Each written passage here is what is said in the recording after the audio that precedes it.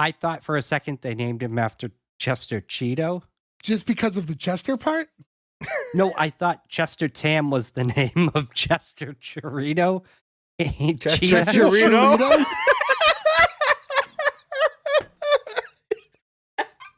What's wrong with you?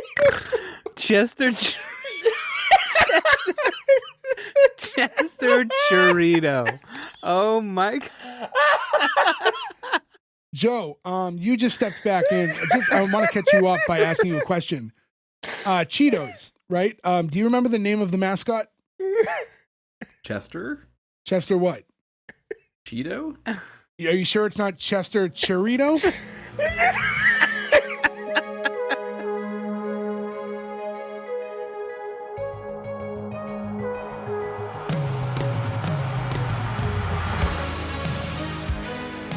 Welcome back, everyone, to S1E1, a show where each week we pick a different sitcom, watch just the first televised episode, and forgetting anything we might know about the future run of that show, rate it and decide if it's a show we want to greenlight or cancel. This week we're going to be talking about Blue Mountain State. Blue Mountain State went 39 episodes over 3 seasons on Spike.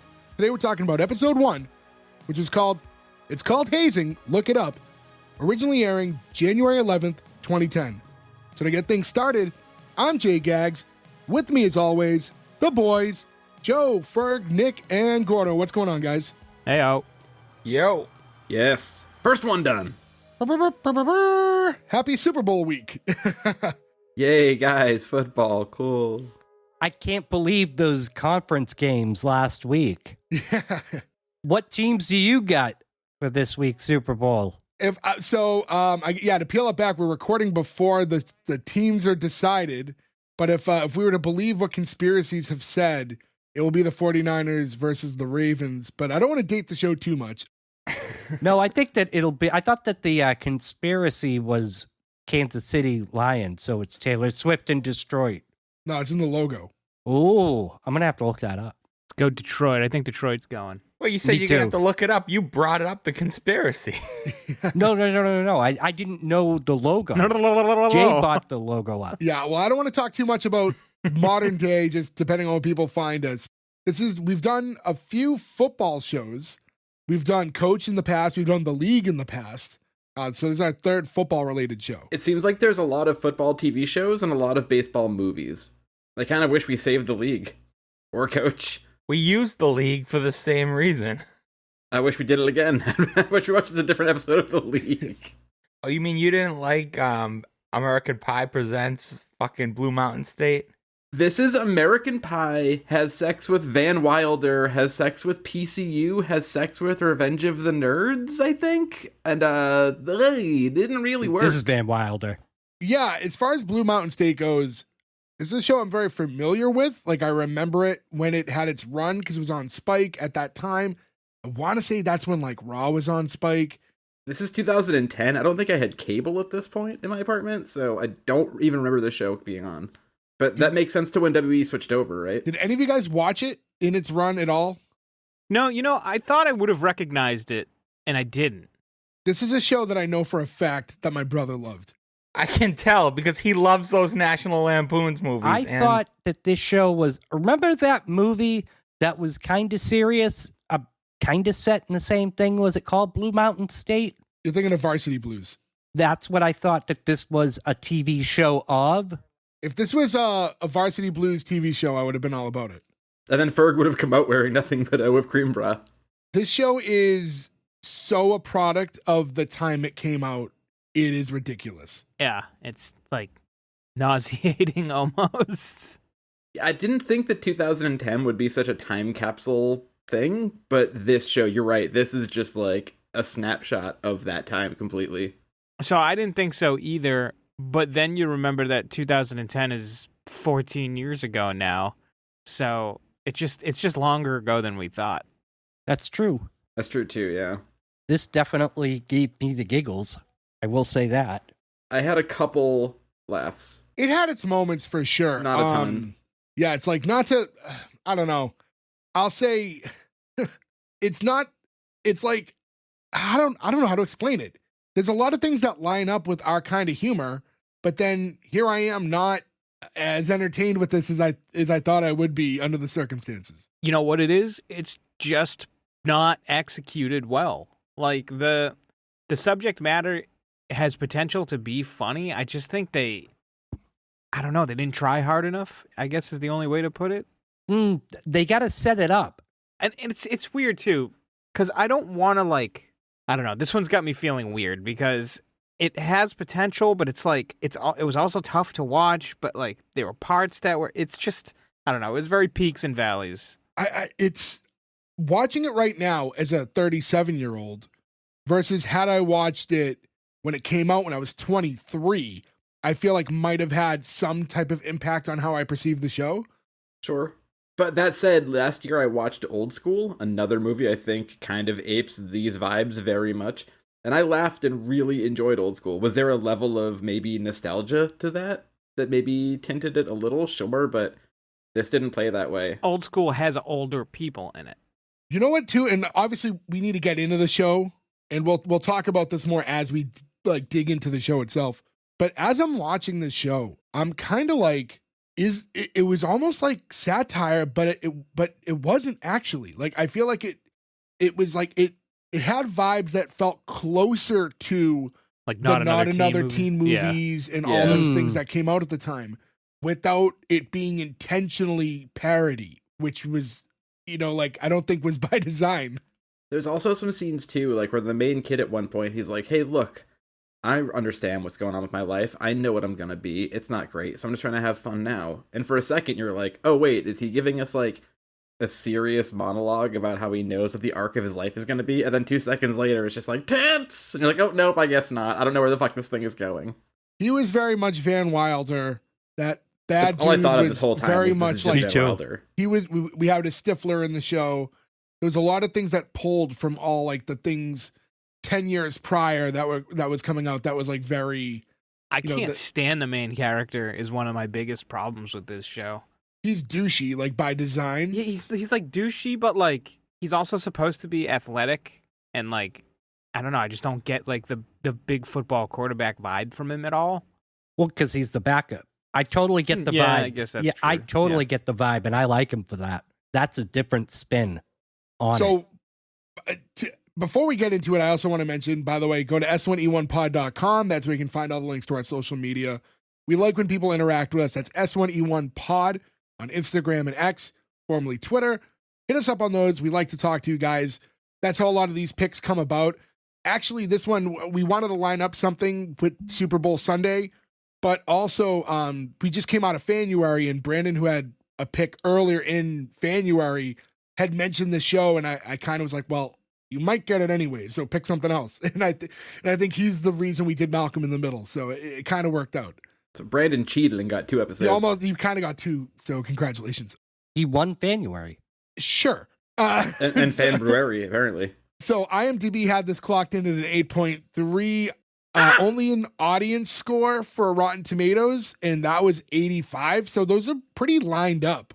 I mean, these people crowd fucking sourced a movie. They got $1.5 million to make a movie through Kickstarter. This has a huge following. We're probably gonna piss some people off, I think, talking about this show today. Yeah, we probably went a little hard to start, which we always kind of like to, again, to peel back. We're like, hey, if we don't like something, we can't tip it off too early sometimes if it's a thing that we think has a good fan base. So I think that it would have been more appropriate if both scores were 69. That's tough to do, though. Yeah. Well, no, it'd be tougher. It would be tough to do on IMDb. It'd be easy to do on Rotten Tomatoes. We found out that they're just goosing all those scores anyway, and they don't mean anything. Well, they're watching their 6. That's a Top Gun reference. You don't get to make Top Gun references. You have to watch it first. I did.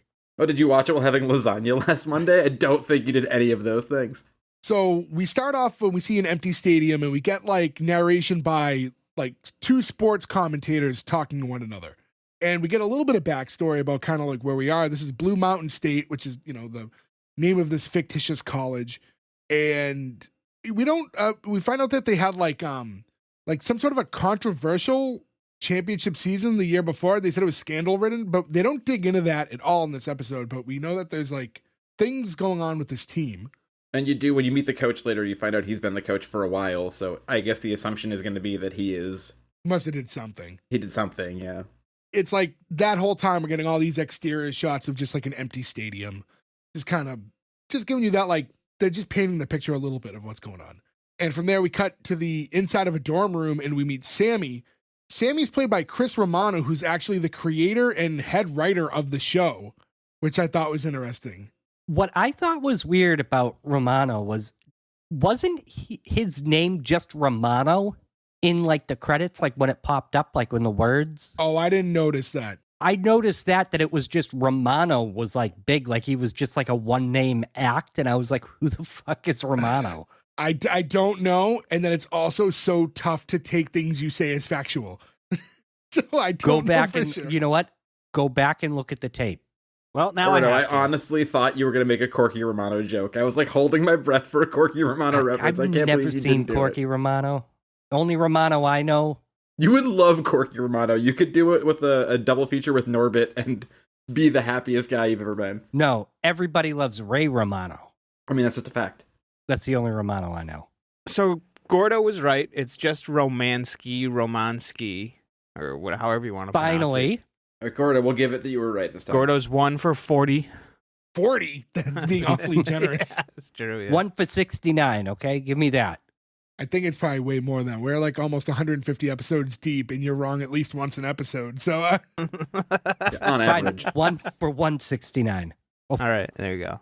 What about 420.69? well, regardless, we meet Sammy, and he's looking in the mirror, and he's like shirtless with like he's got like the beer helmet on, but it's like Jack and Coke in it. He has a whole bottle of Jack Daniels and like a Coke on the other side. And a can of Coke. That ratio is all off. I'm a person who loves a strong drink. That's not going to work.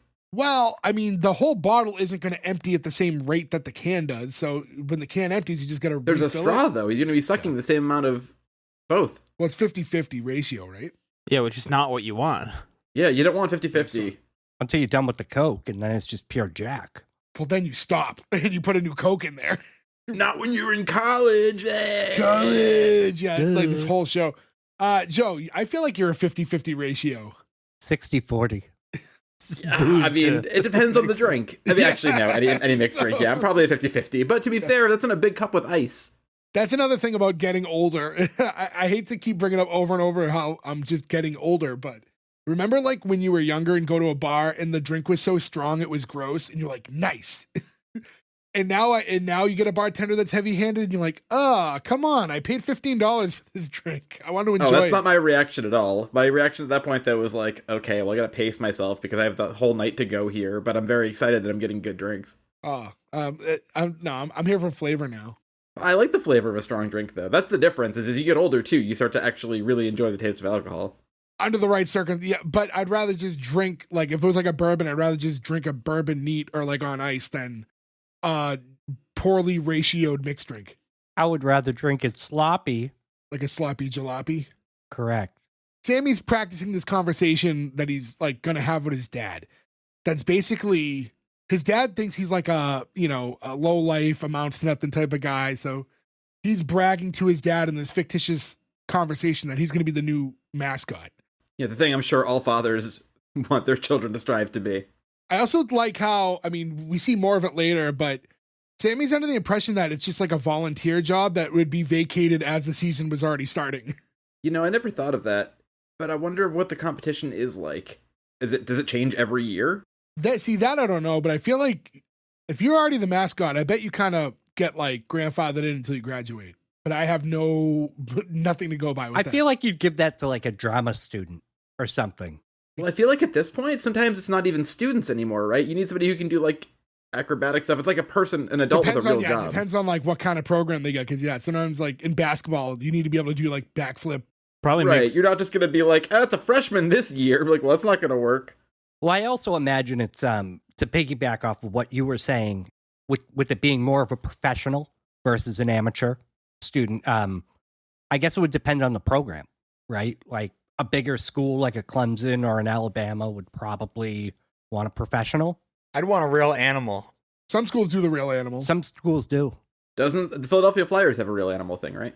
It'd be super easy to get a real goat. The Flyers have gritty. Which is like I know. I was making a joke. That gritty was real. Never mind. I know some sports stuff. Okay. No, you don't. That's why it's tough to react to your sarcasm. Well, I know who gritty is. Yeah. Listen, boys, I know the sports ball. Yeah. I know the important sports like skateboarding and wrestling from 30 years ago. Sammy's having the conversation with himself, and then Alex walks in. Alex is kind of the real main character of this show. Definitely a Van Wilder type. Not in the story, but he's definitely playing off of that Ryan Reynolds cadence, kind of sarcasm, like smugness. Except Van Wilder was likable, and this guy sucks. I don't know why you guys are hating on him because I liked him. You liked Alex? I didn't hate Alex. I hate him because he knew the other guy had a girlfriend. He's trying to get him to cheat on her and all this other shit. And he doesn't know her that well, which we'll get into later. And he's like, she sucks. Like, fuck you. Don't talk about her. Listen, he had blue balls for 2 years. No, he didn't. That's someone else. Not Alex, but the Shiloh? Shiloh, yeah. Shiloh. Also, is the name Shiloh ruined for anybody else from Grandma's Boy? They call Or him like Shiloh. Yes. We can say overwhelmingly yes. Overwhelmingly yes. I'm so glad that everybody has the same thought for that. You don't think of the sad dog book we had to read in school? I used to think that, and then I saw Grandma's Boy, and now I immediately just go to Guy Blow. Didn't one of you get kicked out of class in 4th grade for the end of Shiloh? Probably Jay. Jay? Yeah. I mean, if I had to guess. It's like the dog died and Jay laughed. No, I got in trouble for laughing. I think, during Captain's Courageous. And then I think I got I got kicked out because she just preemptively assumed I would laugh during Shiloh, so I wasn't even given the opportunity. Jay laughed when the poor sailor got his legs cut off and drowned in front of the child, so we're not going to let him be there for the dead dog. Oh, I'm sorry. I forgot it was a fucking documentary. Like, you Jesus guys Christ. are forgetting the key moment that happened during Captain's Courageous is when somebody stapled their finger and was just like, and I think that's what he got kicked out for. But I don't know if that was the same thing. No, it wasn't. That definitely wasn't during Captain's Courageous because I wasn't there and I was there for that. For the book. Okay. It's also insane that all of us can remember a 30-year-old school movie experience. Like, what the fuck is that in our brains so fucking strong? I remember everything with movies, okay? The two of them get to talking. Sammy wants Alex to smash a bottle over his head. And he's like, come on, man, you owe me. He's like, no, I don't want to. He's like, but you owe me. He's like, for what? He's like, for fingering Vicky underneath the bleachers, which was apparently his ex-girlfriend when they were in middle school. And first off, I don't know why, like, he owes him a bottle smashed over his head. None of this makes sense to me. Was it his ex-girlfriend or was it someone he had a crush on? And also, was the bottle smashing supposed to be helmet on or helmet off? Helmet on. So that's no thing. That doesn't matter. What? It's just it was just a weird way to, like, I want you to smash a ball. It was a weird way to bring up fingering. And then when, like, Sammy's sad about reflecting on how his buddy fingered this girl he liked, Alex like, come on, do you even remember her last name? And he's like, I bet anything if that was a real situation, you would remember her last name, especially where it's like middle school to college is like not that different. It's like 6 years ago or something, like, depending on when in middle school, could be even 5 years ago. Also, taking a poll here, did anybody here finger anybody in middle school? I'm guessing it's a resounding 0 for everybody, and if any of us did, we'd remember the exact full name of that person. Guns? Pew, pew, pew, pew, pew, Finger pew. guns for sure. So now this turns into them just chugging beers and then screaming college. It's like, and he smashes the bottle over his head. Like, what is like this? parody? It's Yeah, they lost a lot of goodwill in this scene. The yelling of college was like, oh, this is like a parody of Animal House or something now all of a sudden. This was very, like, it pulled from all these things, though, right? It was like I said, they're looking at Van Wilder. They're looking at all those American Pie movies, all these things that were coming out at that time and kind of before this, though, and going with that, like, super sexual, like, young, horny kid, like, driven college movies. Like, that was, like, super popular at the time. But now you're making one for TV where you can't show anything, and then it's the writing's not strong. So yeah, you can't push the envelope with jokes. as a kid, the only reason you rent those movies because you're young. You're like, oh, tits, yeah. But they weren't good movies, and now you watch this, and it doesn't even have that. And then we get a knocking at the door, and there's just two girls there, and they're the Blue Mountain State football boosters. No, they were sent by them. They were sent by the so who are the? No, they are the boosters. Yeah, they said yeah. No, they said we were Oh sent no, they're by. here courtesy of So Yeah. but so are they hookers? Yes, because this is a like D1 college or like they're a national champion, so they're gonna get the punani nani. Why do you say it's so weird? You're our age. you're not 50. I'm appealing to all demographics here. What demographic? All which one? What demographic says punani nani?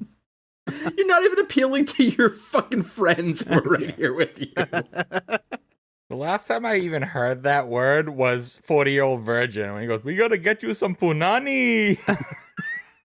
Oh, something that was in the same vein as this, but it was also actually funny and well written. Yeah, that was actually a good movie.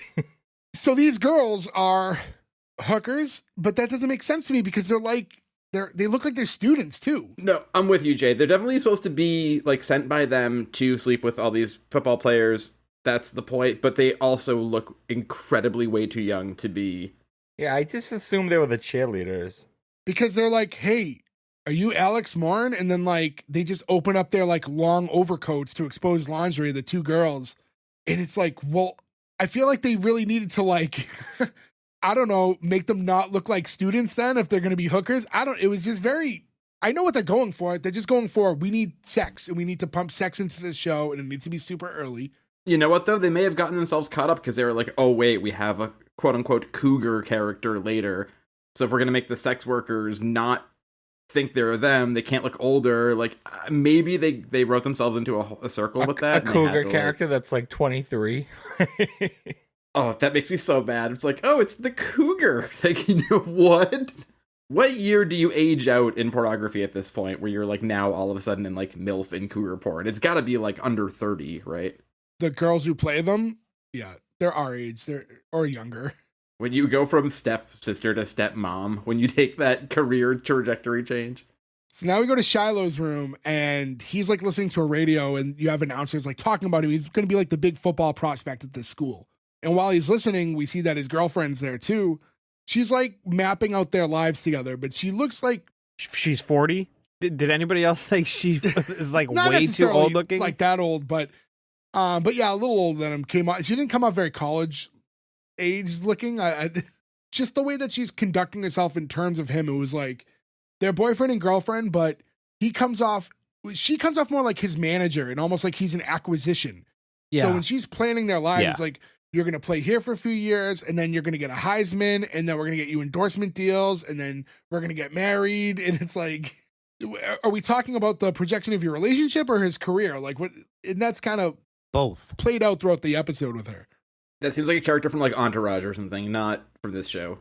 And he goes to like open her shirt up, and then like she slapped his hand away, and apparently she's not sleeping with him until they're married. And I thought that was furthered the idea of like she doesn't really see him as her boyfriend, even though she's talking marriage. Yeah, I got that too.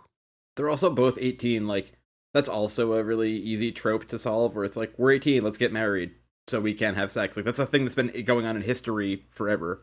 And then there's a knock at their door, and we get two girls over there too, two different girls. But, you know, we have Denise, who's Shiloh's like girlfriend there, so it's not, it's not welcomed the same way when the two lingerie wearing women are at the door. No, she beats them up. Eventually, yes. This show cuts very quick a lot. Yeah, a lot of back and forth. Because here we cut to Sammy's locked out. We cut back to Alex having a threesome with the two girls that showed up at his house. And Alex is just outside of the door, and he wants to just really wants to watch his buddy have sex, which is interesting. Weird. Very weird. It is Not a endearing trope of the though, isn't character. it? Kinda. No? I'm trying to think if there's like an American Pie version of that. I think there is. Stifler does it when like they're hiding in the closet. I forget which one because it probably happens in all of them. Yeah. I don't know. Just like the I was thinking about that when I was watching the show. Like, who am I best comparing a lot of these characters to? He fits a lot of tropes, but there's not someone I can directly pull the same way I can say, oh, you're Van Wilder, oh, you're Stifler. Like, I don't know if he quite lined up with like one specific that well. I feel like he's horny Screech. Yeah, there's a bit of that. I mean, he's definitely the nerdy one, right? So he's going to fall into that like character type. Like Zach is in bed with Kelly and Lisa, and horny Screech wants to come in and just watch. I mean, it gets to a point where he does eventually find his way into the room, and you have that weird shot where he's I didn't even like, show you how. That's what bothered me. yeah, about he's now like he's at the foot of the bed, and the camera shot's weird. They use Alex's foot to like cover the girl's ass crack. It looks like the scene from Kill Bill where it's like wiggle your big toe for way too long. Like that's the exact shot they used for this. And when Alex and the girls notice that he's at the end of the bed, like crouched over on the ground, we see that he's jerking off watching the three of them go at it. And like when they're like, oh, what? And he's like, oh, I finished first. It's like, all right. Okay.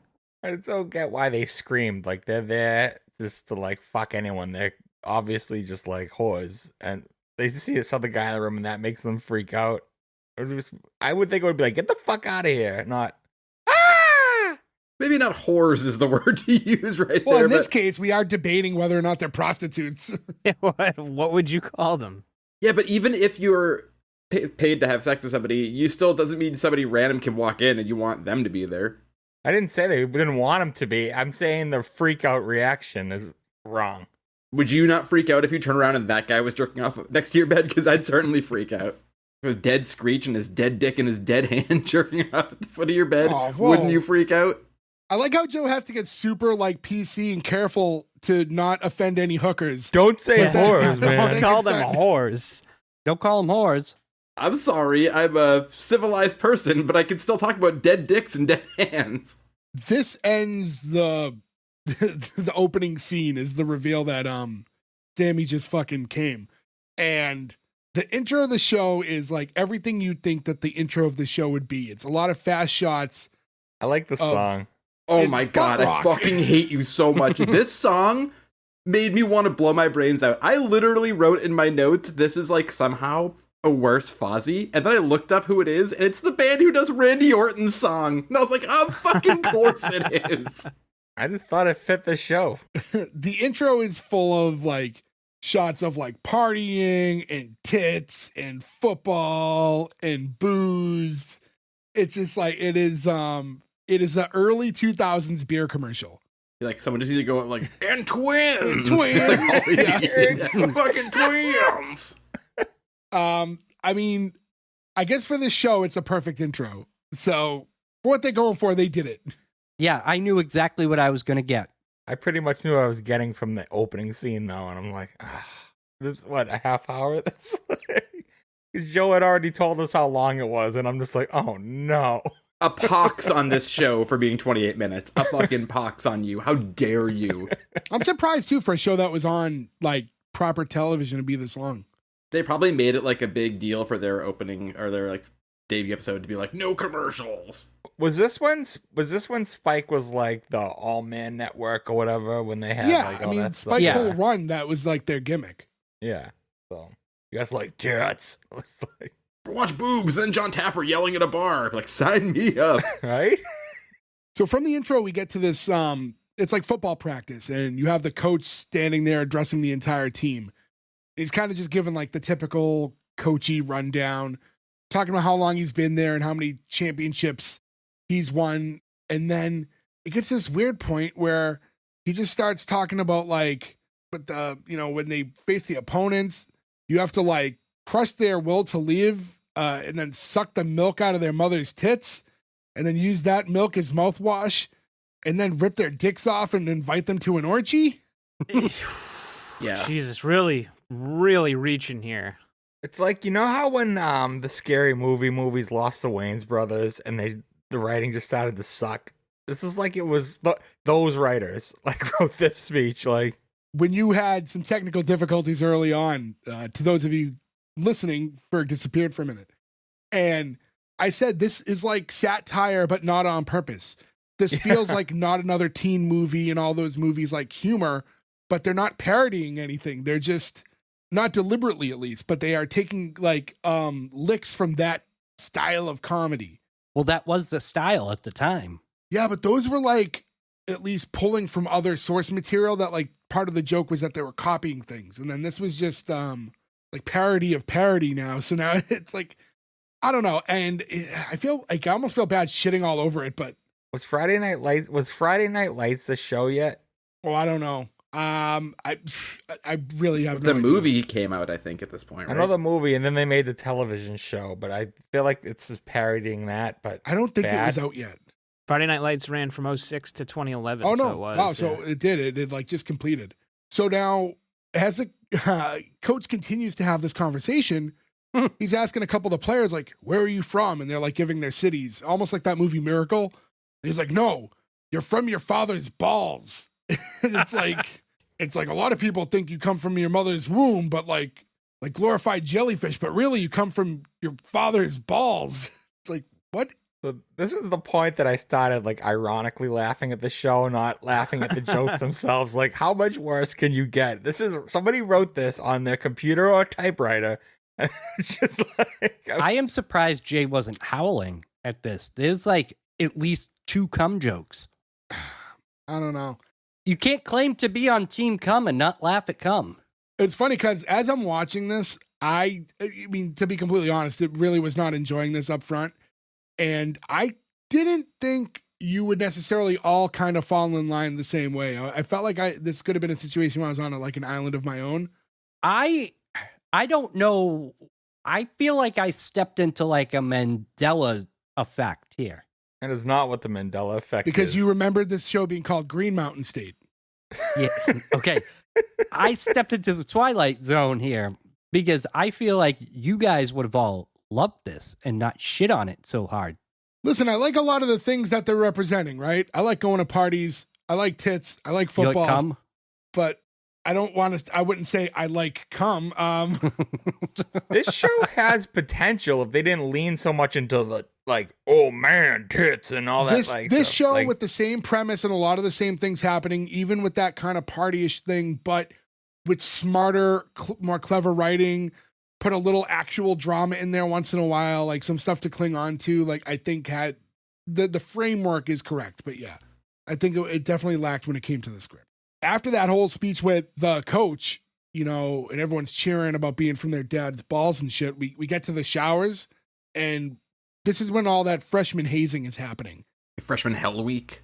And we meet like Thad. We see him a little bit earlier, but Thad is basically, he's the team captain who I thought was going to be the starting quarterback, but it Me appears too. that he's Yeah. a defensive player. I don't know much about football, but I was like, oh, that guy is the starting quarterback and Shiloh's the new hot shot, and that's going to be their Yeah, because they arc. make such a big deal about Alex being the backup QB. So I'm like, oh, he must be the starting QB, and that's where the tension's going to be. Well, do you know how you know his character is bad? Because in Fast X, he turns on Toretto and the whole gang. He's actually a double agent. He isn't really working for the agency. I don't care. Okay, well, I'm sorry. He's Ames in Fast X. He's also very popular right now. It's Alan Ritchson. He's in the new Reacher show, which is very popular. I get reels from that like once a week where they add that music over it, like It's cheesy, but I mean, it's a fun watch if you're into that stuff. But he's also rumored to be the next Batman. Really? Yeah. How is his acting in the other stuff? And it's not to just shit on him, because like I said, Well, you don't exactly need to be a great actor to be Batman. I mean, but He played Hawk in the Titans show too. He's a decent actor. yeah, he's not bad. I mean, he plays but he's also 3 times the size right now. Oh my god, it's like he got shot with like the growing gun from Honey, I he's Blew Up the Kid. Like, massive. Yeah. He's like the one guy in this whole show who like avoids our arrows. We're shit on everything about this. We're like, yeah, that guy's pretty okay though. He's So okay. I'm glad. I hope Don't he hurt us. listens and he can be like, yeah, fuck them. yeah, so he's kind of like the main, he's the captain of the team. He's leading the hazing, and in the showers, all the freshmen have to shave each other's bodies, which is weird. And he's going into this, and you know, it's funny because as he's going through it all, it's like the Alex steps in and he kind of has that conversation with like, hey, like, don't you think like I'm all down for hazing, but like, why aren't you just trying to beat us up and stuff? Like, don't you think this is kind of gay? He's like, what? And like, he just, I did think that was a funny runner where like all the hazing is kind of homoerotic and just to be called on it and Yeah. him not understand that it is while doing it, like I thought was pretty entertaining. But I didn't get that. I knew from the very beginning where this character was going. I was like, oh, okay, he's the closeted gay guy. Like, that's obviously where this goes. I don't know though, because hazing has always been pretty gay. Like, Yeah. they hit the paddling and whatnot. Like, Though I will say, though, they do write it into a good joke later when there is something that's actually gay happening. And he's like, why is that gay? Yeah. That was one of the few laughs I did That get in plays this into episode. like just the dumbness of the character, yeah, which I thought Right. was really funny. But yeah, when he's challenging him and saying that like this is gay, he's like, it's called hazing, asshole, look it up. And he's doing this thing where he's like in the face of Shiloh and he's like, oh, you think you're gonna be like the team captain? Like, well, I'm the captain. And like he's like, you think you got the Heisman all locked up, bromingo? And like he's super super overacting in this part. It was like very, very animated. The Heisman is the one OJ won, right? Yes. Yes. That's like college player of the year. Now, I thought it was funny that when they were doing all this, you failed to mention that they were all shaving each other's asses.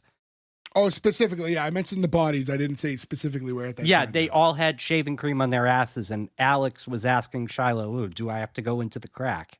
I mean, if you're going to shave an ass, yes, you go into the crack. I think that's just, why even ask? You know, I don't think I'd ever shave my crack, and I don't think I want another man to shave my crack.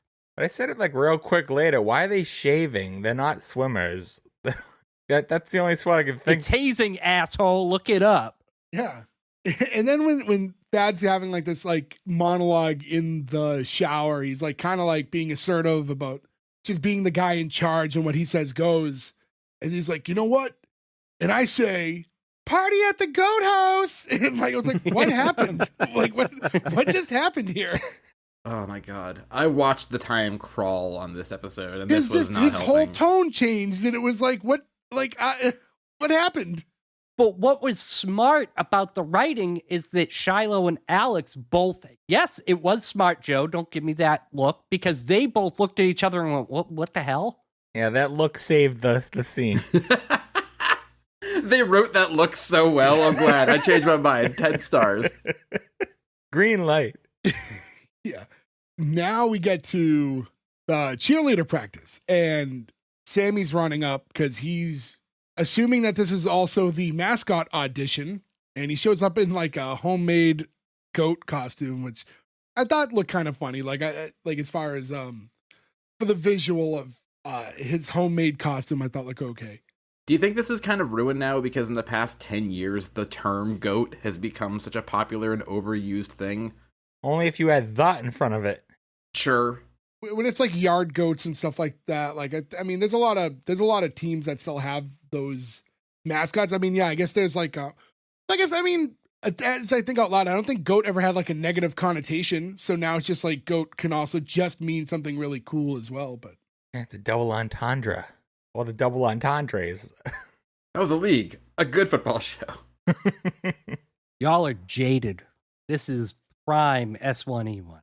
This is going to be one of those bizarro episodes that Gordo greenlights and we all cancel. And it's I fucking prime know it. S1E1 in that Gordo feels the need to be an antagonist if he sees that we're all leaning a certain way together. Let's teach him a lesson, boys. Let's all green lighted. Let's just change and pivot. They did like 4 seasons of this. The S1E1 podcast now just becomes Mountain Goats, the rewatch pod. Then we do nothing but every week do the whole series and then the movie. Wait, this went 4 seasons?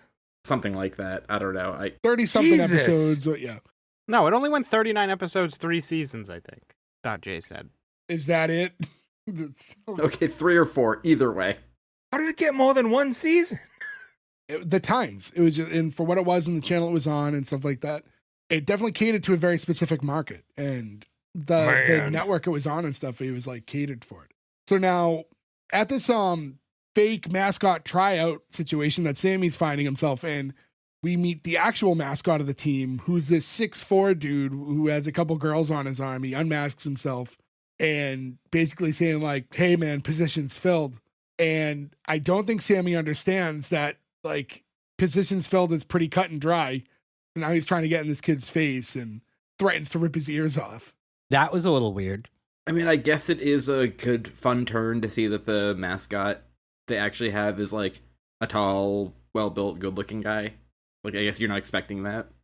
I think they should have had him be more of a dick to him. So what happens to him later, you feel bad.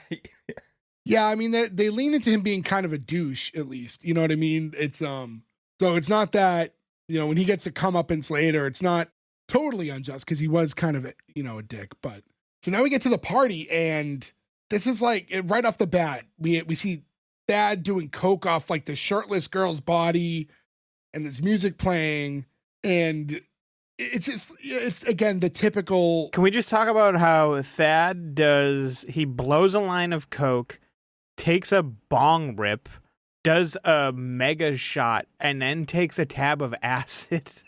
Are those 2 syringes of beer? Yeah, well, they're like hard liquor, I think, and then is totally functional an hour later. It's just totally unbelievable. I mean, I thought that was kind of funny, though, the escalation. Like, that was a good visual gag. This is what the parties of like all those movies of that time were too. The very unrealistic. I mean, and college parties can get kind of crazy, but Not like that. I've never been been to college a party. parties like that before. Then usually you let a few dogs in and you run away. I don't think that party was that crazy to be like, that wouldn't happen. I'm not saying it wouldn't happen. I'm saying he'd be on the fucking floor.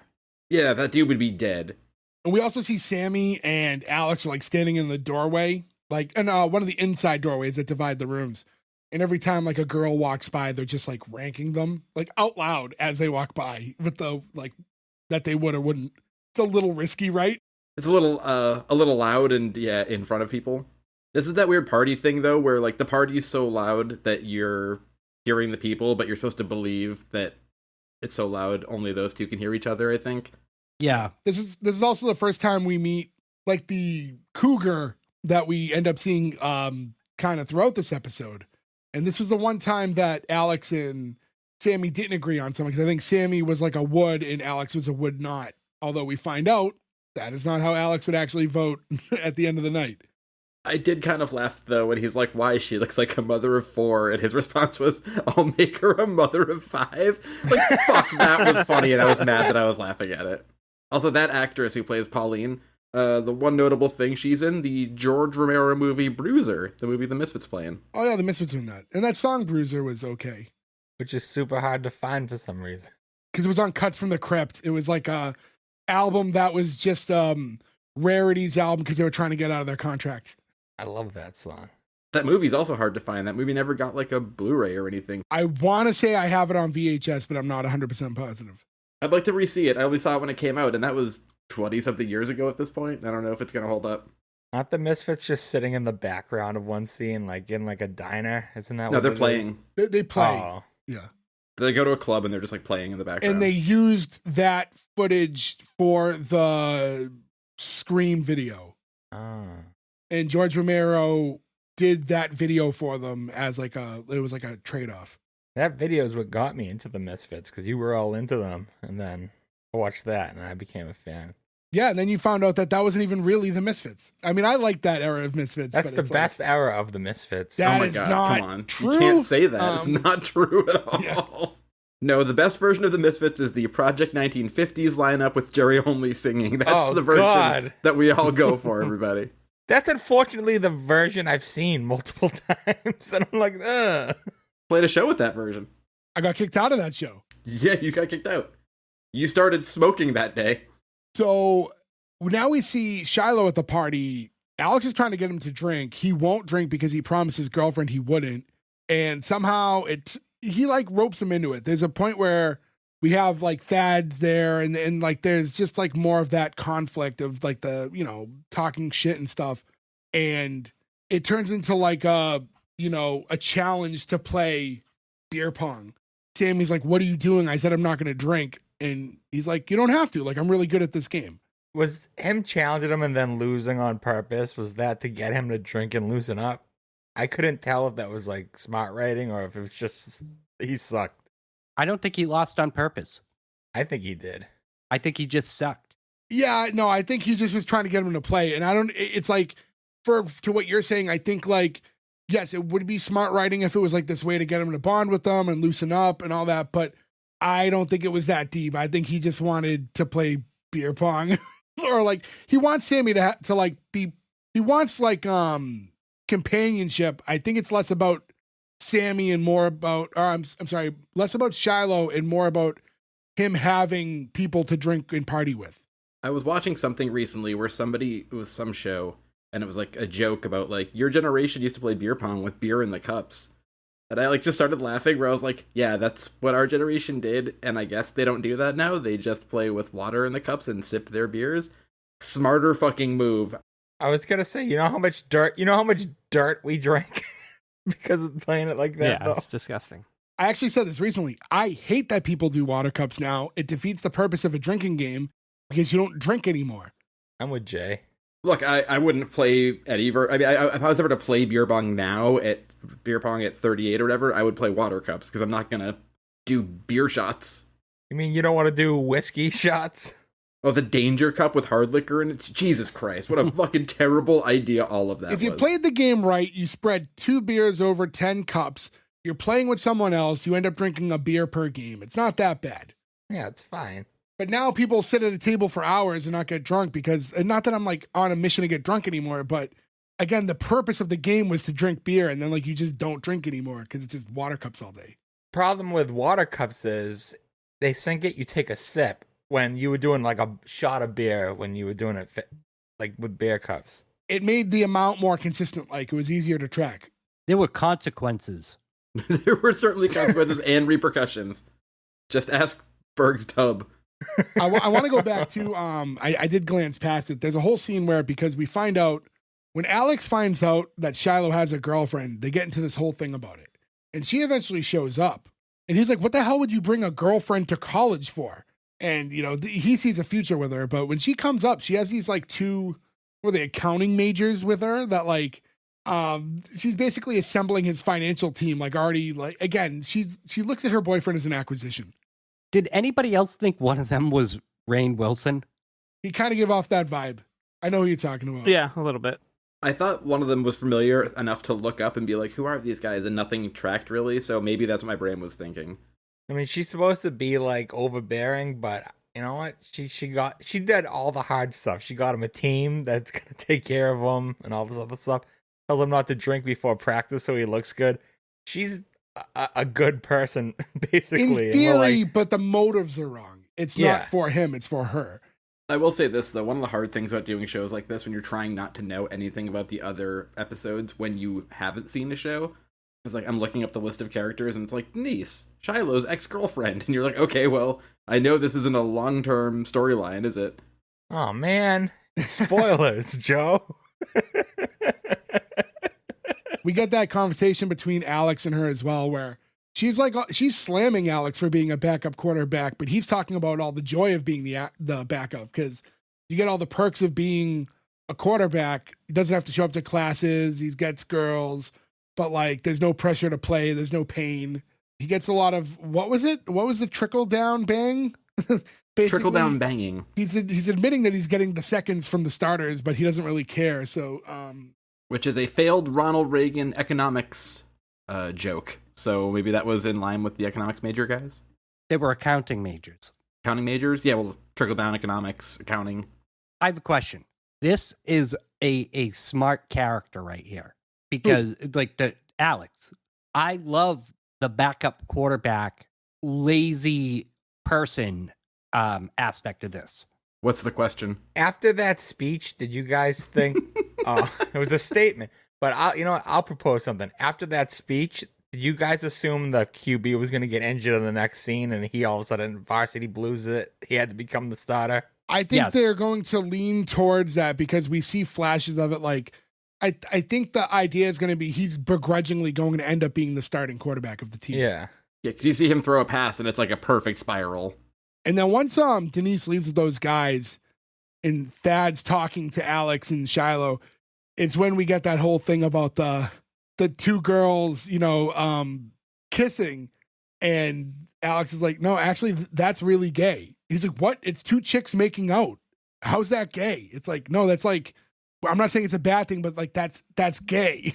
And he goes, yeah. And my face actually just looks like your ass.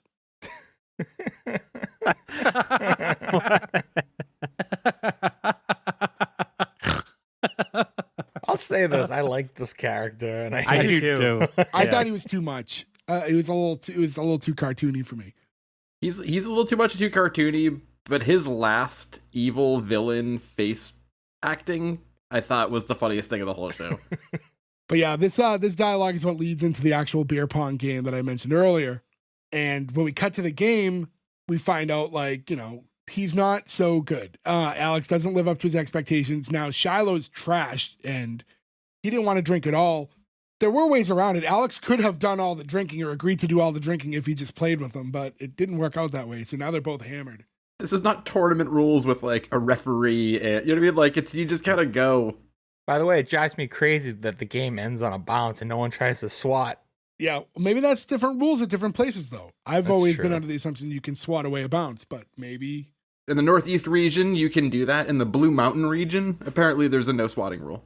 There's that cut too to the billy goat that's eating from the bowl, and Sammy like bends over like into that area and throws up into the goat's food, and the goat continues to eat out of the bowl. And I thought that was so gross. It just made me think of that line in Rambo 1 where he's like, he can eat things that'll make a billy goat puke. Where it's like, are they trying to make a Rambo First Blood joke here?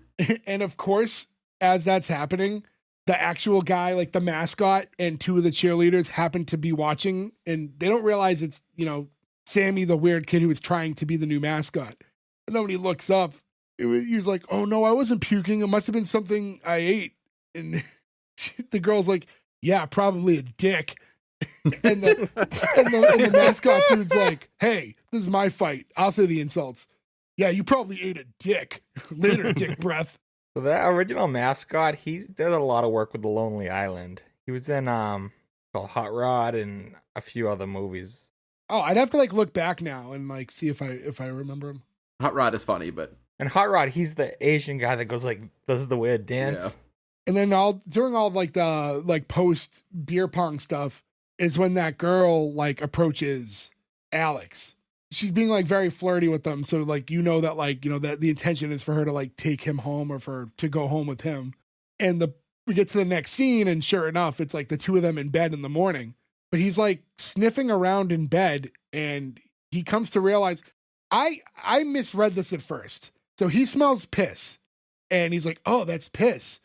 he questions it first, though. The question is kind of funny. Is that piss? It's like, no hookup is good when you wake up, and it doesn't matter whose it is. You have to ask that question. I thought, I don't want to be gross, but I thought that was going to be like a squirt situation, and he just didn't know what was going on at first. And like that was going to be where that led to. Interesting. Your non-secure browser watching porn ass went to fucking squirt in the bed before piss in the bed. That is what you've watched too much. Because they had sex all night. I was thinking it, Joe. You said it. And as much as people don't like to talk about it, Squirt's got some pee-pee in there. It's just fact. It's just a fact of life. So I thought that was going to be, he just had not experienced that yet. And then she was going to educate him about the situation. And I thought that's where that was going. That's not where it went. Oh, it went to him being disgusted by this act, like that he slept with this person. He couldn't come back in to get his like papers. Well, it was all the pee, because like the sound effects, if you guys were listening, like they made it sound like that bed was like doused in it. Like they were making like watery, squishy noises when he was moving around in the bed. It was gross. They did a good job too, where they made the entire back of his boxer shorts completely soaked, like just the back. All I saw was him go like, ugh. I didn't notice anything else. I saw him sniff his hand. Yeah, so he runs out of the house, well, the dorm in general, and you see him outside on the phone, and he's calling Sammy. And I don't know where Sammy is. I think he might have still been at the party, like asleep on the couch, because he lives with Alex, right? He wasn't But in there. Did we mention the Notebook before now? The notebooks they all have? Oh, I We glanced know. past it.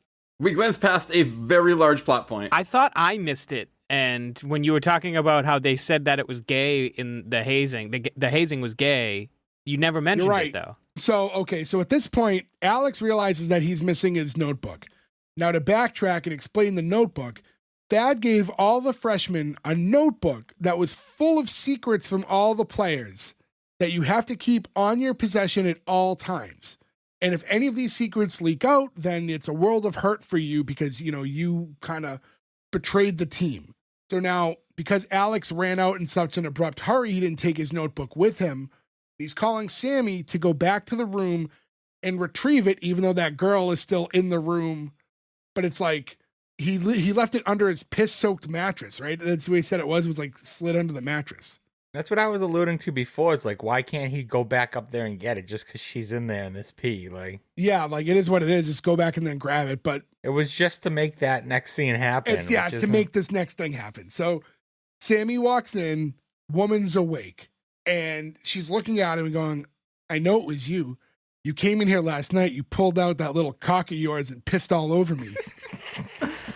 Fuck me. I laughed so hard at this. I did not expect that to be the resolve. When the question was who wet the bed, I didn't think it was going to be that Sammy walked in after those two had sex and he just peed on them. But that to me isn't that funny. It's this monologue and this reading of these lines from her that I think is so fucking funny. Because she's saying it seductively. Anytime someone is saying something seductive to you and refers to you pulling out your little cock, that's always going to be funny. I mean, she was into it. Now is basically inviting Sammy to fuck her now, so... In a bed soaked with piss. Yes. Well, it's his pee. It is at least his pee, yeah. So he's that doesn't game. make it better. He heads right over and now he's gonna fuck the same woman that his buddy fucked last night. No shower, covered in pee. They could have like went elsewhere, right? Like they probably have a couch in the dorm. Like you don't have to do it in that fucking pee-soaked bed. They could have went to his room. But I think this woman's kind of turned on by it, right? Like she liked that Sammy peed. That does on her, appear to so. be. Yeah, she's into the grime.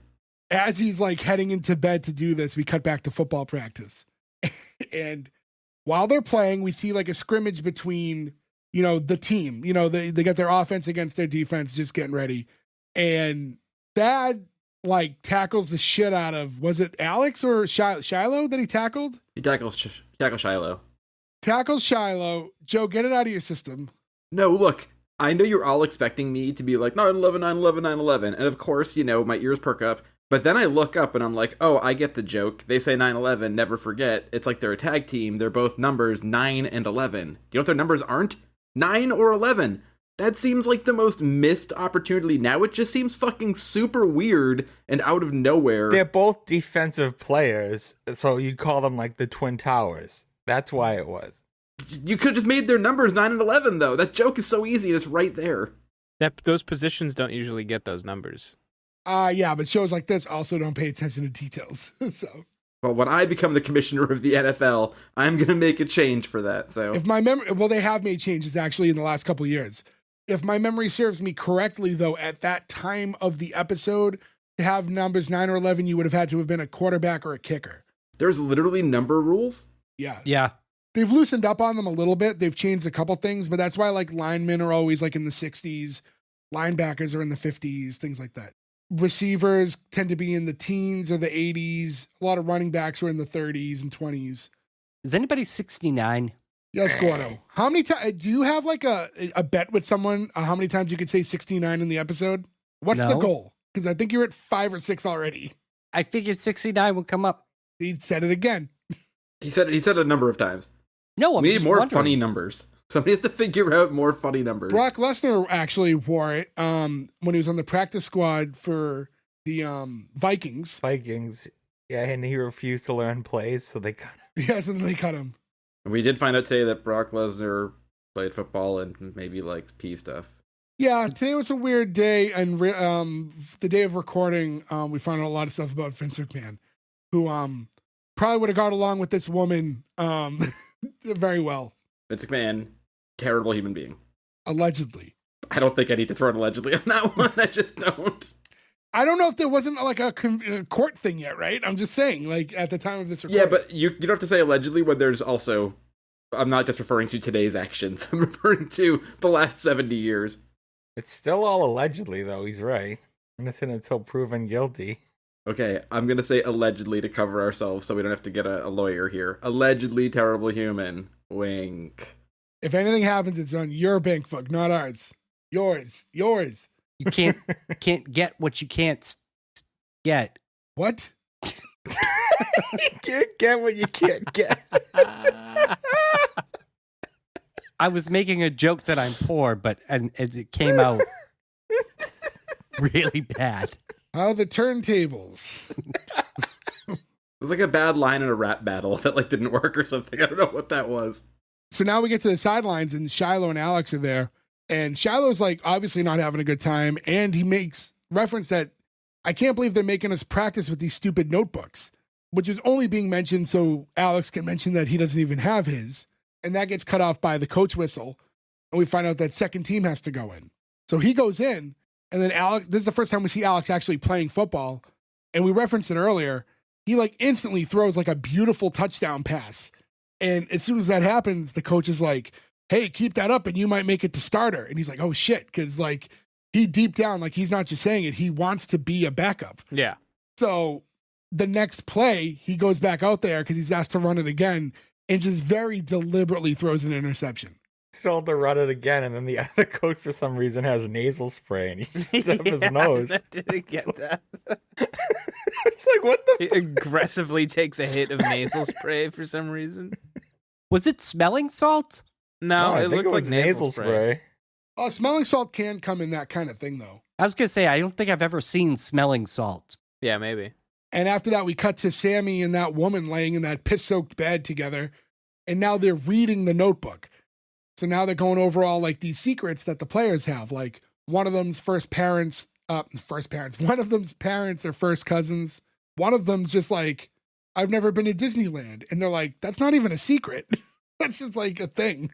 And as they continue to read, Chester Tams comes up, and Chester is the mascot. So now Sammy's like, oh shit, like I have leverage. Like this is what's going to make him like the ex-mascot of the Mountain Goats. And at this point, like, you know, not to spoil it just yet, That's his real name, by the way. Chester Tam? Yeah. So he went by his real name on the show, and that's weird. I thought for a second they named him after Chester Cheeto.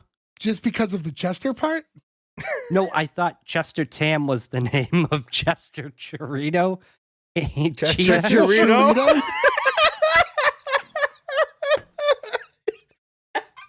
What's wrong with you? Chester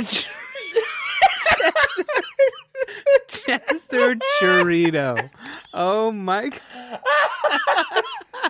Joe, you just stepped back in. I want to catch you up by asking you a question. Cheetos, right? Do you remember the name of the mascot? Chester? Chester what? Cheeto? Are you sure it's not Chester Chorito? Gordo thought it was Chester Chorito. You didn't think his last name was the name of the product? I can't say cheetah and Cheetos. So my brain He had to mixed the stop to two. say Cheeto. I almost said chorito again. Because there's too much che. But I thought man, that was the joke that they were going for, was that he's named after Chester Cheeto. So Chester Tam is the mascot. Turns out that's the character. The character and the actor have the same name. The actor is going by his real name in the show. And then Gordo thinks Chester Tam was named after Chester Cheeto. So Chester Tam's parents were big no fans reason. of Cheetos. Yeah. Chester Chorito. Well, now we have another shirt. Oh, that's up there for me. We have so many characters we need drawn that are in our universe now, and now we need someone to draw a good Chester Chorito. Speaking of, not to tangent too much, but I feel like we missed a golden opportunity, like the day that Steamboat Willie became public domain and everyone made a shirt. Like we should have had a shirt ready at that time. I feel like now that like the excitement of that has already died down, but it would have been fun to have our version of a Steamboat Willie shirt that day. You know, it would have been fun to have like literally any shirt available for people to get. How about we have a conversation about that? We're done recording this very long Yeah, episode. we'll take care of that soon. So now we get back to practice, and Thad's checking for the notebooks. And while they're doing that, Shiloh's trying to help Alex out because he knows he doesn't have it. He's like, hey, man, after I give him mine, I'm going to slide it behind my back so you can grab it and then show it to him so, you know, he thinks you have yours too. It's a real bro move. I like this character a lot. Especially because, like, Alex hasn't been, like, awesome, like, for Shiloh. Like, so it's not like, you know, he owes him much.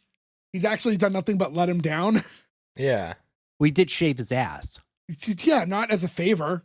He was forced to do it. Alex doesn't want to. Alex kind of wants to stand up and tell Thad that this whole thing's dumb. And, you know, he doesn't want to let this dude like ruin their lives. I know they've had a lot of interactions, but I thought they should have, you know, butted heads a little more for him to want to beat him and say no to him there and all this other stuff. He just wasn't pushed enough for me for him to start acting this way to him. And then also, like, while they're having this conversation, after like Shiloh's being like an ultimate bro and trying to help out, you know, he's saying like, hey man, like I need you to be on board because like it's gonna come down on me too, and like I'm already like playing like shit today because I listened to you, and now my girlfriend won't talk to me. And then Alex is like, well, you know, your girlfriend kind of sucks. And it's like, and it's like, even though that's true, it's like, how you need to be closer with someone before you have that conversation.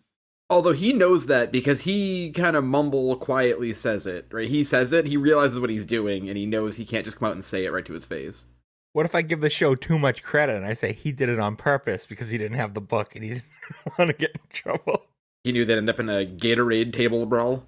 Well, yeah, because, I mean, while he's going over all these reasons why he thinks his buddy's girlfriend sucks, he's like, oh, also, there's no way that girl's a virgin. Virgins don't go to state colleges. You know, that causes like a real fight between the two. And then Shiloh throws him through that table and the whole team's watching along. Are we just going to take bets on like where that's how we're going to find that out and that's why they break up? Yeah. Well, it flashes to it later in the episode. We see some stuff later on that we'll get to. And while they're having this fight, by the way, the coaches are just like watching along. They don't even try to break up the fight, but they have that kind of like evil villain side conversation. He's like, that Moran kid seems to have a problem that needs correcting. And then like the fight ends and it's like later in the day or kind of in the early evening now, but we're still on the football field. And we see Shiloh sitting down on a bench and Alex goes and joins them. And they're just kind of like, I don't know, they got it out of their system, right? So now they're just kind of cool again. You know, they're having a conversation. Shiloh's venting a little bit, explaining this stuff. Like, and we've, you know, the whole, how Denise tells him that like by not nutting, he'll have like the testosterone that'll make him a better player and stuff like that. And Alex is trying to tell him like, hey, you know, I've accepted like, I'm going to just be a middle school gym teacher after this. Like that's what my dad did. That's what I'm going to do. And that's fine. I'm going to have fun while I'm here and I'm going to make the most of these 4 years. And I think you should do the same. Now, like I will say, I understand Alex's mindset and point, and I can't say that I disagree as far as Alex goes. Although But Alex Shiloh has potential. Yeah, well, technically Alex does too, but he's hiding it because we're seeing that he's hiding his potential. Yeah, you see how good of a player he actually is. But like Shiloh is someone who we are learning is like expected to be the top college player. Like he's expected to be a potential Heisman winner in a couple of years. So for him, you can't just fucking let loose and go wild and enjoy the years. Like if that's your direction, if you want to make it to the pros and do all this stuff, like then you have to stay focused. Can I ask a sports-based question again that I don't know the answer to? Is it no longer a thing where like people get drafted out of high school to go straight into the NFL? Like if this dude's supposed to be the hottest college prospect, you're never allowed to go from high school. Only to the NBA. And Only NBA doesn't okay. allow it either. NBA now you have to do 1 year of college, and in football you have to do 3 years of college. I think hockey it's allowed, but you have to get drafted to the minor league team. Baseball too, I think. But yeah, no, for football, you after your junior year of college, you can be eligible for the draft. Yeah, you'd get murdered if you were straight from high school into the NFL. Well, I mean, you don't know. Sometimes you see some people who are huge and they could hold their own, you know? Yeah, but during college, you put on that weight, man weight. With basketball, it's kind of bullshit. Yeah. You make them do 1 year of college, and it's literally to just boost NCAA like ratings and stuff. Because going to college for 1 year, like if you're like an all-time like, so when LeBron got drafted, it was still straight from high school, right? Had it been different and he went to any random college for a year, he's not getting an education. It's just to put eyes on the product until he moves on. You know what I mean? Like it doesn't do anything. At least with these NFL guys, like you got, even if you declared early, like you got most of your college like credits in and you could probably go back after and like finish up your last year over, you know, some online courses or something. It actually seems kind of bullshit, though, to make somebody do 3 years and be 1 year shy of graduating. Like, they should make it 4 so you can at least come out of it with a degree. To be fair, though, if you're making it into the NFL and you're talking about, like, top-level prospects, you're a millionaire at that point. Top level, Top level, sure, yeah, but how many people just have a bad knee the first year and go out of sports and stuff, right? Like, then what are you gonna do? You get a signing bonus and all this other Yeah, stuff. but if you're like a 6th round draft pick out of your junior year, like you're not making all that crazy money. And But also, if you're 20 and you've got a couple $100K, that's not gonna last you very long. I feel like they just like players like that are just betting on themselves. Like, I'll prove everyone wrong. Like, And then weirdly, you can just destroy your knees in football and then become a wrestler. I never understood that. So many wrestlers are like, I was a football player and I destroyed my knees. Like, well, you need your knees a lot in wrestling too. Like, I I always thought understand that was how weird that's- too. I don't understand all the, physics behind it, but yeah, for some reason it seems to work out. Now I can do backflips and land on a fucking mat that's like a 1/4 inch thick. Like, what? FYI, the NFL league minimum salary for a rookie is $750,000, which is way more than I thought it was, honestly. If you make the team. Oh, that's Right. true too. That's also like, I know it's different now, but in the Major League, when Tom Berenger is trying to like give, they're trying to like talk him up and he's like, I actually make the league minimum. But like now, if you're like, I actually make the league minimum, it's like, oh, you make $750,000 a year? well, baseball's different though. That's the veteran minimum. Yeah, but also too, practice squad players make $12,000 per week, or $216,000 for 18 weeks. Veteran players with over 2 years of experience will make the minimum of $16,100 per week, or $289,800 for 18 weeks. Imagine getting your bi-weekly paycheck and it's 32 grand. Like, I don't even, my head couldn't handle that. But that's what I'm saying, though. I mean, that's what these dudes are looking at. Like, so you do that for a couple of years, you're pretty good. If you do it for a couple of years and you're responsible, but knowing you're least True. responsible between the ages of like 18 and 24, that's when I was for sure the worst with money in my entire life. But yeah, anyways, I want to jump back into this because Sammy shows up at the practice and he gives Alex the notebook. And as he hands it to him, he's asking him like, hey, do you know where the trophy room is? And we cut to like the trophy room and the mascot for the team is like walking up to the trophy case. And all the while, Sammy's like peeping at him like through like a cracked door. And the mascot just starts like jerking off looking at trophies. Why? This isn't funny? This isn't interesting? This is just a weird... Oh, this is like, funny. you think it's funny? You laughed at the scene? You thought this was good humor? I did. A goat jerking off in a trophy room? Come on. I can't Come believe on. you're going to greenlight this show, Gordo. I can't fucking believe it. I didn't think that so much like that this was funny, but I did like the way that I thought the dialogue between the two after was kind of funny for a little bit when Sammy reveals himself that he's been watching and he has this recorded. And the dude Chester's like, it's not what you think. Like, I dropped my ring in my pants. He's like, oh, yeah? He's like, you must do that a lot. And that's when he reads like the excerpt from the notebook, which says like, Chester Tam, I jerk off in the trophy room every morning in full mascot gear, which is like a Mascot? quote. Yeah, mascots. Now, is he cleaning the mascot uniform? Is he jerking off into a condom? Ooh, I hope it's not in the uniform, but Because that's going to be hard to clean, I'd imagine. Oh, there's probably an opening in the front so he can pee. Well, I don't know. You see him going for it, and his dick seems to be inside of it still. yeah, well, so now Sammy's like, hey, I already pre-wrote up your resignation papers to be the mascot. And he's like, are you blackmailing me? Like, I'm just going to blackmail you and let people know that you're threatening to blackmail me. And he's like, well, I have it videotaped. He's like, yeah, but you videotaped yourself threatening to blackmail me. He's like, I'm going to erase that part. I thought that was kind of funny. He's also way bigger than him. He can be like, I'm going to kick your ass and take the camera. That's the one thing I didn't get. The way that ended, I thought he was going to punch him. Like, he now is someone that you already don't like. You are a foot taller than him, like physically dominating this dude. And he's threatening to ruin your life. And you're not taking a shot when he's being like fucking snide with you. Like that. Just I didn't knocking the understand. camera out of his hand, anything. Right. Like he's live streaming in the in 2010. So now we cut to Alex, who's in bed. And someone comes up from behind him and like covers his mouth with his hand and he gets dragged off. And now we're at the football field again. And we see him and Shiloh who are both like being like unmasked and they're standing in the middle of the field and the whole team is like looking on. And what we find out is both of them had compromised their notebooks. The two of them were the only ones accused of being like losing contact. And Alex is denying it, says that he never lost it. And then Thad's like, well, I know someone who would disagree with you. And that's when the woman that he slept with earlier, that older woman, like walks up.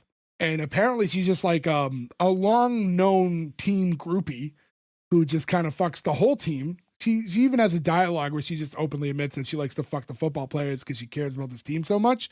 Like it's a good service that she does for them. I keep going back to baseball movies, but is this also sort of like she's basically Susan Sarandon in Bull Durham? I made the same connection. Yeah. Did you? All right, I'm glad it wasn't just me. All right, that's exactly what this feels like she's portraying, right? Never saw it, so I don't know. It's good. And she's kind of like just saying like, I don't know, it's weird. Like she fucked him because he was a player, but then was like but she's upset that he didn't follow through with the notebook thing. Right? It's a weird dynamic. Well, she's part of the team. In a way. Yeah, she's kind of a de facto member, I guess, right? He's been very bad and he deserves to be punished. And then Shiloh's like, why am I here? Like, I never lost my notebook. He's like, yeah, that's right. Like, Mr. Perfect, you never lose anything. And let me introduce you to the first thing you'll ever lose. It's a chocolate cookie race. And then everyone starts cheering. Now, again, this makes no sense. Like, I know we're trying to get to this race thing, but why was Shiloh brought in this way like the rest of the team? Why was this whole upfront thing that you two were the ones that had your things compromised? He's like, but I didn't have it compromised. And he goes, yeah, because you're so perfect. It's like, well, wait, what happened here? Like, this doesn't make any sense. At least if they were like, we know you were going to try to give your book to him. Yes. To cover for him. And that's why you're part of this. You'd be like, well, that makes sense. You're getting punished for it. Like when he offered to do it, they should have did it. And he caught it and said, you don't think we number each book? Like, I saw that, like, right. I got the number 12 book twice. Like, you think I'm dumb? That would have made sense.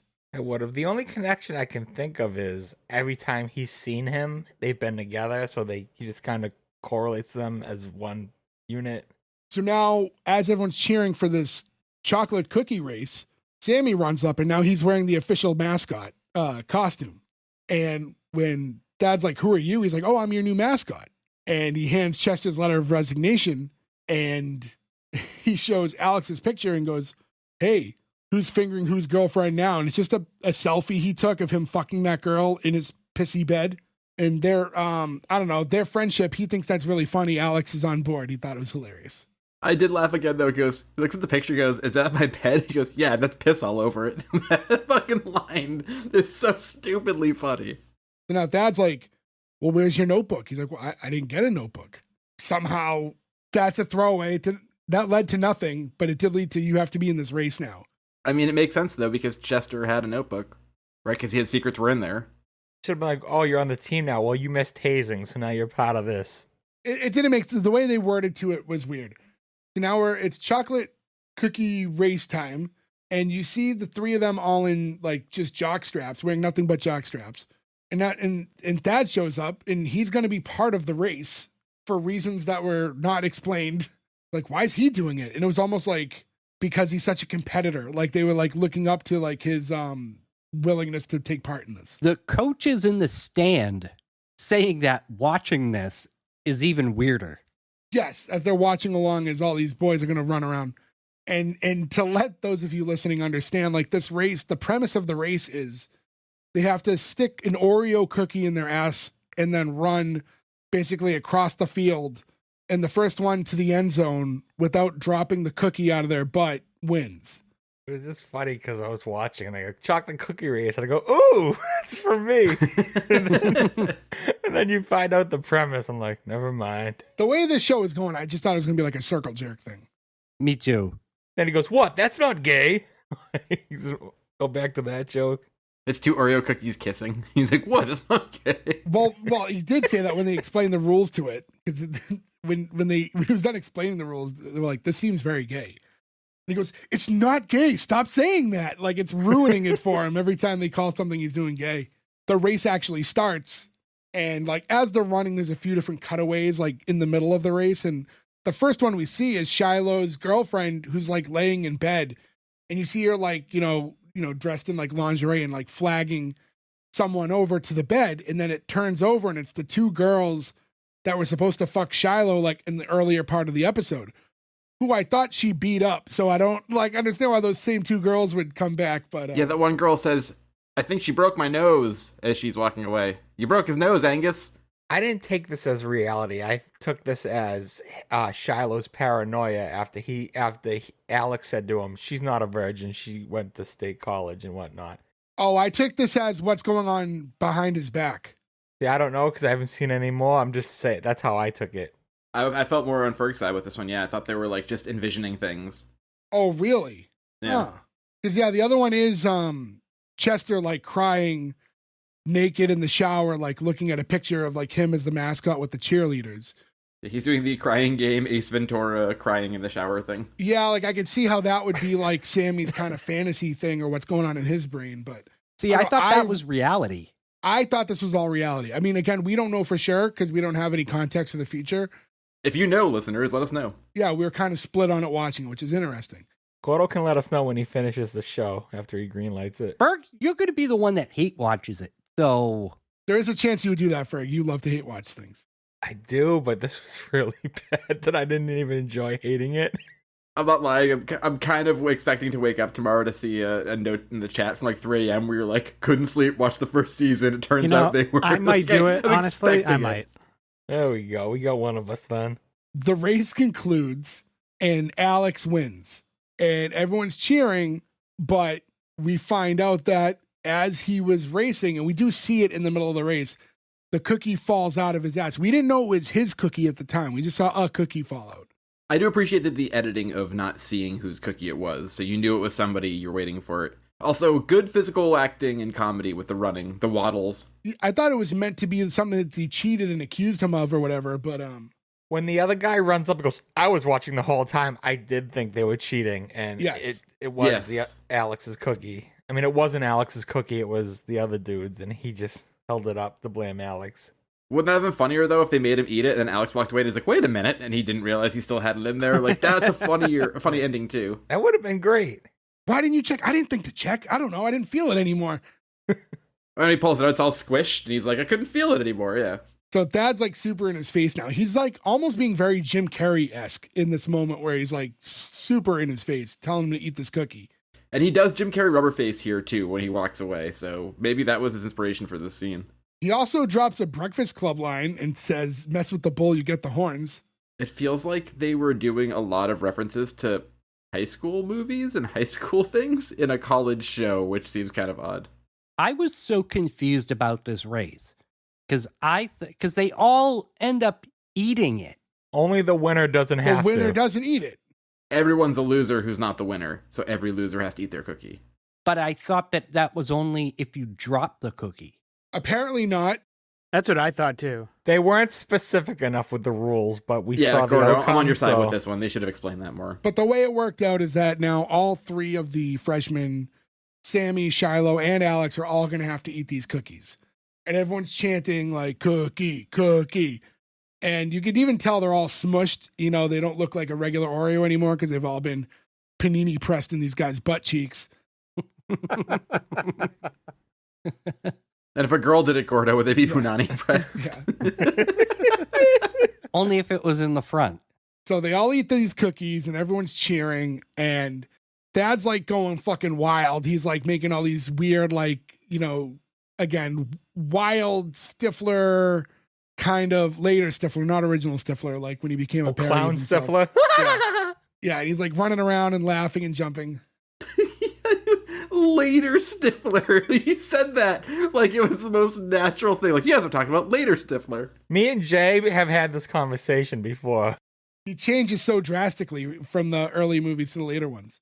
It closes with Dad like breaking away from the crowd, and then he's like off on his own in the middle of the field, and he pulls the cookie out of his ass and then like sniffs it and then decides to just eat it secretly while no one's looking at him. His face really got me at this point. His face is very That's funny. funny, yeah. And that was the close of the episode.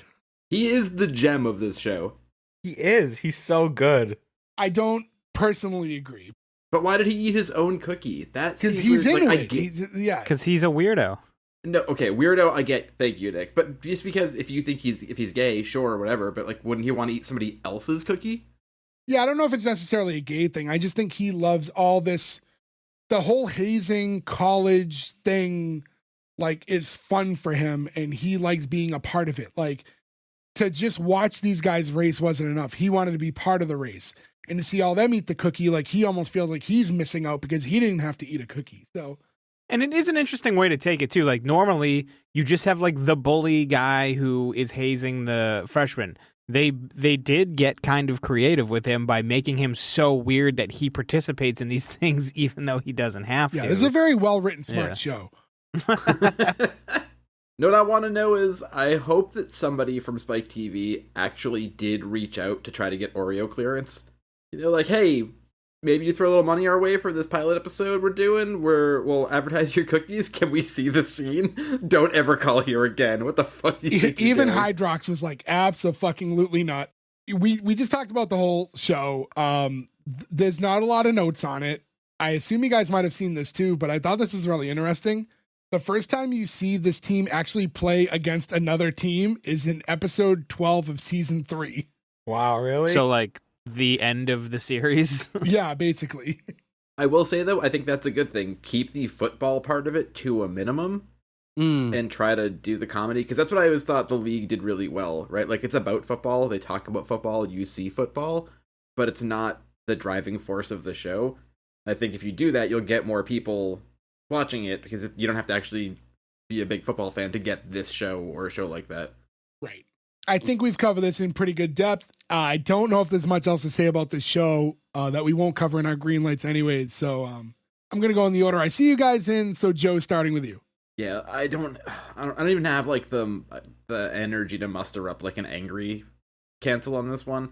It's just not very good. There's a couple of funny lines and a couple of okay performances, and maybe this show gets better, but I just felt like it was dragging and it wasn't funny. And I hate the fucking music so much. The music is, like, if I was gonna be on any, maybe I could watch this, maybe I could say there was enough funny things to watch another episode, knowing I'd have to hear that fucking song again is enough. And, like, all the interstitial music, I can't. I hated this so much. Intros. They play music throughout the show. They're the soundtrack, too. This we made a commercial about the reference to, like, it's a beer commercial, and, like, twins, and, like, bitter beer face, and, like, what's up? That's what this show is. This entire show was 28 whole fucking minutes of what's up humor, and for that it gets such a fucking cancel. Berg. This show's very much a product of its time, and I wish I could watch it as my 2010 self to tell you what I actually think of it, but I don't think even I would have liked it back then, because all the things we compared it to, like those American Pie movies, like the spin-off ones that went right to video, it's like, I hate those. And I watch those in real time, and I hate them so much. It's just a goofy show. It, like Joe said, it has a few lines that make me laugh, but there was nothing truly redeemable of it. I hated the main character. I hated his little sidekick. I only like Shiloh and what's his name? The defensive bully guy. They're the only two characters I like in the show, and you're not supposed to like him. And I'm like, he's the best character in the show. If that's the best character and like the only redeeming thing, it's not a good show. Again, too, I'm upset that I think this show had potential with a good script, good writing. It's a decent premise, but as of now, just cancel. Nick. Kind of piggybacking off of what Ferg said. All right, I'm going to swerve here a little bit because talking about it made me realize I did kind of enjoy it a little bit more than I thought I did. And seeing it through the eyes of the demographic is important, right? Like, that is who they're trying to go after. We've said that with kids shows before. Right, yeah. And so, like, being in your late teens, early 20s, that's who they're going after. And I think seeing it through those eyes, it's probably, I think I have to greenlight it. Like, I think there's enough there. It's just barely there, but there is enough there. And I'm saying that because when you guys were talking about, like, hate watching it, I realized I do kind of want to see the second episode. And just see, because the story isn't awful. I mean, you want to see what happens as this guy become the main quarterback. And you do want to see more of Thad being weird and gay, kind of. Like, it's just funny. A lot needs to happen for this to be a good show.